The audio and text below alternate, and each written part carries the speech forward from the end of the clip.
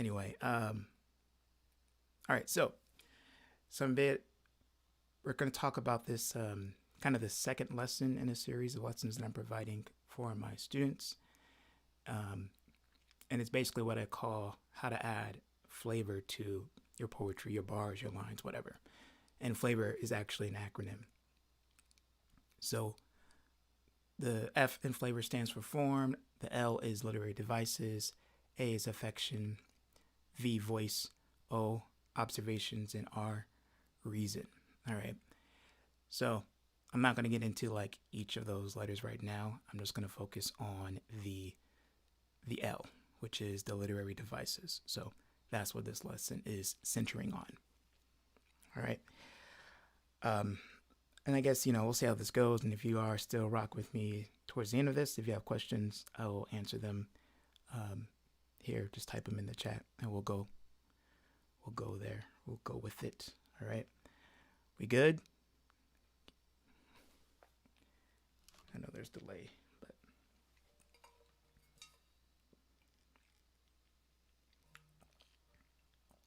all right. Okay, let's get into it. All right, so the L stands for literary devices, and of course, you can find your own definition of what literary devices are searching online. I think of it as the patterns of language. And the patterns of language are actually based on the relationships between the words and phrases that we use every day.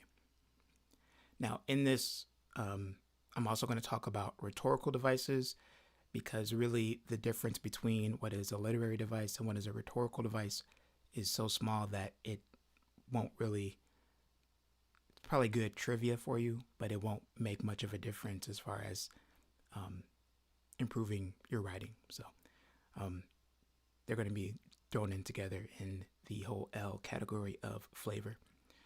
All right. So the patterns of language are based on the relationships of words and phrases.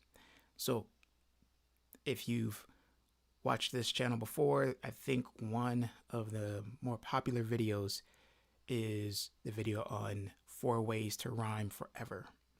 And those ways are actually the relationships that we can use to generate ideas and thinking. All right. Those relationships are also the basis of the literary devices and rhetorical devices that you use in your writing. All right. So, for example, I talk about associations, rhymes, opposites, wordplay, and senses. You'll notice that there's more than 4 because, it's been a few years. I've added some more principles to this approach. So we're going to kind of go through each of them and talk about how they can improve your writing. So in particular, I'm going to give you questions to kind of ask yourself, like, when you get to that pause point in your writing and you're like, okay, what should I say next? These would be some good questions to think about, like to answer, to address, to give you another idea to go forward. All right.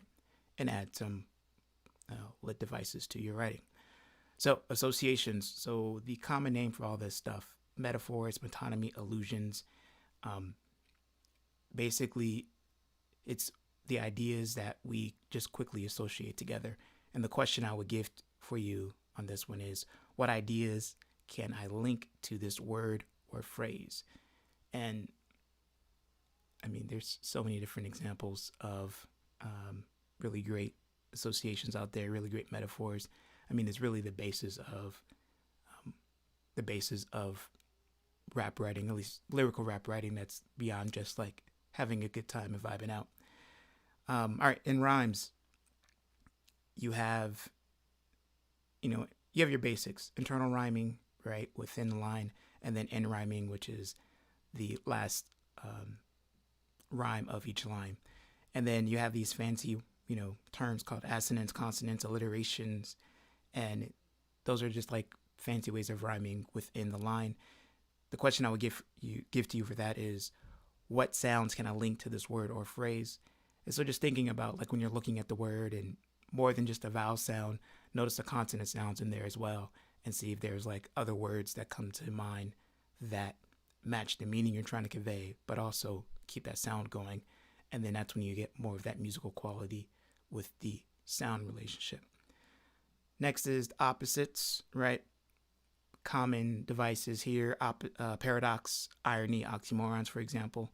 And these are associations that we consider to be opposing to each other. So the question you ask yourself, what opposite idea can I link to this word or phrase? Now, here's an, example of opposite phrases that just kind of stick in my head. You have to get up to get down, right? And there's actually something more going on in that line that actually makes it work as a literary device and not just a smashing of like two opposite concepts. And I'll talk about that. Next is actually wordplay. So probably the most common that we use is a play on meaning, which is usually based on puns. There's also spoonerisms, and acronym is also a form of wordplay. And the question I would give to you for that is, what meanings can I link to this word or phrase? So going back to this idea of the opposites, right? I have to get up to get down. How that phrase actually works is, to get down is a phrase about like, dancing, having a good time. And the opposite relationship at play is obviously up versus down. So it's the combination in that phrase of the opposite relationship and the pun that actually makes that phrase work. All right. Next is senses. So sight, touch, hearing, smelling, and tasting. It's your basis for imagery in your poetry and your rapping, and your basis for onomatopoeia as well. So the question, what can I see, touch, hear, smell, and taste that is linked to this word or phrase? It's interesting. Like, I have not come across a poem that had too many sensory details in it.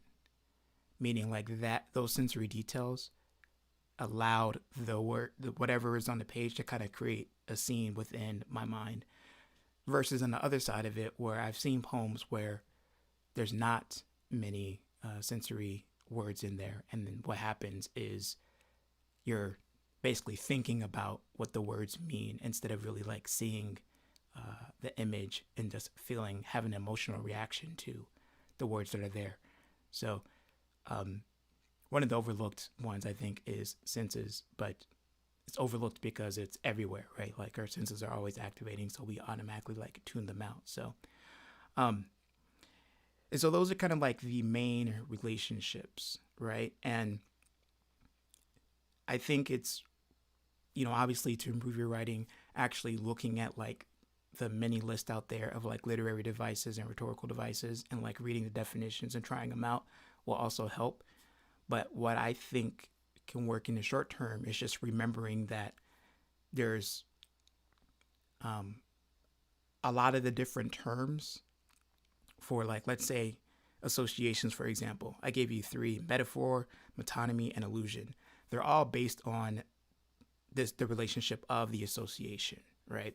So when you combine two things that, have some similarity in common, whether you're doing it directly or not, that's an association link. So, again, metaphor is a common one. And metonymy, I don't know if the term metonymy is common for people, but what it actually is, we use it all the time.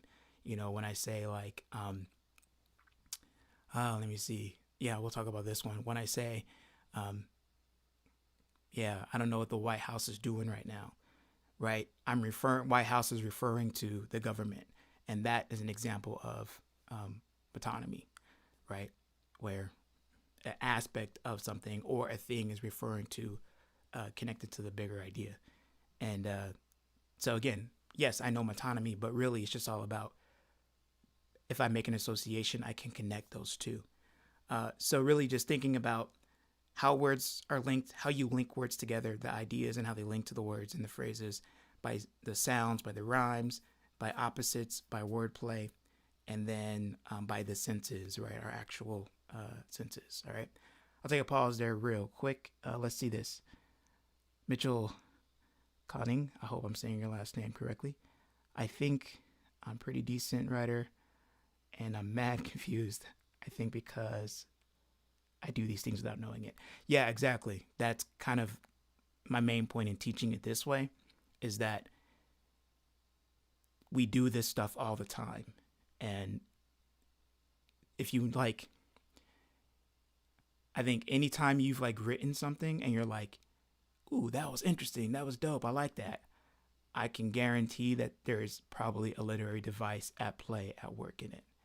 And it's not necessarily important that you know what those particular devices are. Like, don't let the actual names of these things like trip you up.